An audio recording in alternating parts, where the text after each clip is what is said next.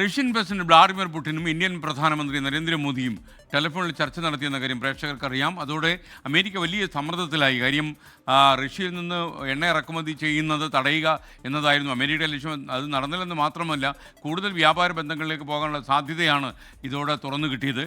അപ്പോൾ American president അടവ് മാറ്റുന്നു. അദ്ദേഹം നേരിട്ട് പറയാതെ അദ്ദേഹത്തിൻ്റെ ഓഫീസിലുള്ള മറ്റുള്ള ആൾക്കാരെക്കുറിച്ച് പറയുന്നു, നമുക്ക് ചർച്ചയാകാം.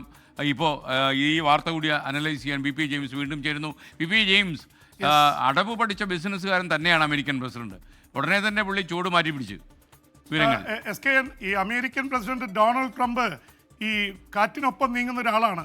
എവിടെ ഗുണമുണ്ടോ അവിടെ ചാടി വീഴുക, ബിസിനസ് നടത്തുക. ഇനി വേറെ രീതിയിൽ കാര്യങ്ങൾ വരുമ്പോൾ അതിലേക്കും മാറി മറിയുക. അതുകൊണ്ട് ഈ എന്താ പറയുക, ഏറ്റവും അൺപ്രഡിക്റ്റബിൾ ആയിട്ടുള്ള, നമുക്ക് പ്രവചിക്കാൻ കഴിയാത്ത ഒരു നേതാവിൻ്റെ തലത്തിലേക്ക് ഒരുപക്ഷെ ലോകത്തിലെ ഏറ്റവും വലിയ ശക്തമായിട്ടുള്ള ഒരു രാജ്യത്തിൻ്റെ പ്രസിഡന്റ് മാറുന്നു എന്ന ഒരു നാണക്കേട് സംഭവിച്ചുകൊണ്ടിരിക്കുകയാണ്. എന്തായാലും അമേരിക്കയെ ഇപ്പോൾ സമ്മർദ്ദത്തിലാക്കുന്നത് ഇന്ത്യ പെട്ടെന്ന് വഴങ്ങുമെന്നാണ് ട്രംപ് കരുതിയിരുന്നത്. ഇന്ത്യ വഴങ്ങിയില്ലെന്ന് മാത്രമല്ല, ഇന്ത്യയുടെ പ്രധാനമന്ത്രി നരേന്ദ്രമോദി റഷ്യൻ പ്രസിഡന്റ് വ്ളാഡിമിർ പുടിനുമായി ടെലിഫോണിക് സംഭാഷണം നടത്തി. അതിൽ ചർച്ച ചെയ്ത 3 വിഷയങ്ങൾ ഒരുപക്ഷെ ട്രംപിനെ അമ്പരപ്പിക്കുന്നതാണ്. ഒന്നാമത്, ഈ റഷ്യൻ എണ്ണ വാങ്ങുന്നതിനെ ചൊല്ലിയാണ് അമേരിക്ക ഭീഷണിപ്പെടുത്തിയത്. പക്ഷേ റഷ്യയും ഇന്ത്യയും തമ്മിലുള്ള ബന്ധം ശക്തമാക്കാനും എണ്ണയടക്കമുള്ള വ്യാപാരം ശക്തിപ്പെടുത്താനുമാണ് തീരുമാനിച്ചിട്ടുള്ളത്. എന്ന് മാത്രമല്ല, അടുത്ത 2026 Russian president Vladimir Putin India സന്ദർശിക്കാനിരിക്കുകയാണ്. അത് സംബന്ധിച്ചുള്ള കാര്യങ്ങൾ ചർച്ച ചെയ്തു.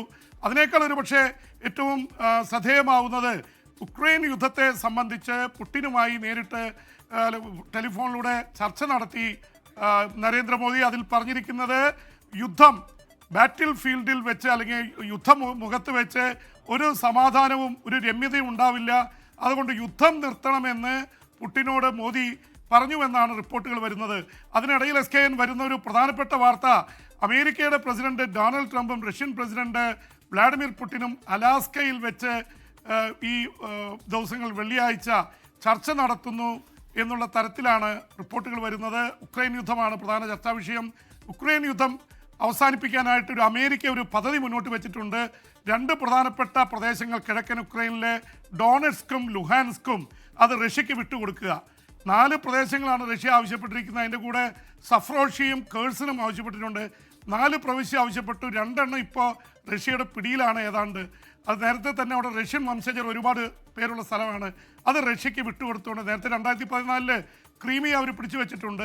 അതങ്ങ് വിട്ടുകൊടുക്കുക, യുദ്ധം അവസാനിപ്പിക്കുക എന്നുള്ളതാണ്. പക്ഷേ വൊളഡിമിർ സെലൻസ്കി വഴങ്ങിയിട്ടില്ല. അദ്ദേഹം പറയുന്നത് 1 ഇഞ്ച് സ്ഥലം പോലും വിട്ടുകൊടുക്കാൻ പറ്റില്ലെന്നാണ്. എന്തായാലും അമേരിക്കയുടെ സമ്മർദ്ദത്തിന് വഴങ്ങി ഇത് വിട്ടുകൊടുക്കുമോ ഇല്ല എന്നാണ് അറിയേണ്ടത്. SKN ട്രംപിന് ഇക്കാര്യത്തിൽ വലിയ താല്പര്യമുണ്ട്. കാരണം അവിടുത്തെ ധാതു നിക്ഷേപം മുഴുവൻ അടിച്ചുകൊണ്ട് പോകാൻ കരാർ ഒപ്പിട്ടിരിക്കുകയാണ് ട്രംപ്. അപ്പോൾ യുദ്ധം അവസാനിപ്പിച്ചാൽ മാത്രമേ ഉക്രൈനിലെ ഈ ധാതു നിക്ഷേപങ്ങളൊക്കെ പിടിക്കാൻ പറ്റുള്ളൂ. റഷ്യ അവിടെ കണ്ണുവെച്ചാണ് യുദ്ധം ആരംഭിച്ചത്. പക്ഷേ ഇവർ തമ്മിലുള്ള അടിക്കിടയിൽ അമേരിക്ക അത് അടിച്ചുകൊണ്ടുപോകുന്ന അവസ്ഥയാണ്. അതുകൊണ്ട് 2 പ്രവിശ്യ റഷ്യക്ക് വിട്ടുകൊടുക്കുക, ബാക്കിയുള്ള ധാതു നിക്ഷേപം മുഴുവൻ അമേരിക്കയും അടിച്ചുകൊണ്ട് പോകും. 2ാം ലോക മഹായുദ്ധകാലത്ത് ജർമ്മനിയെ തോൽപ്പിച്ച് ജർമ്മനിയിലെ ശാസ്ത്രജ്ഞരെയൊക്കെ റഷ്യയും അല്ലെങ്കിൽ പഴയ സോവിയറ്റ് യൂണിയനും അമേരിക്കയും പങ്കിട്ട് എടുത്തതുപോലെയുള്ള ഒരു കാര്യമാണ് യഥാർത്ഥത്തിൽ യുക്രൈൻ യുദ്ധത്തിൽ അവസാനം ഉണ്ടാവാൻ പോകുന്നത്. SKN.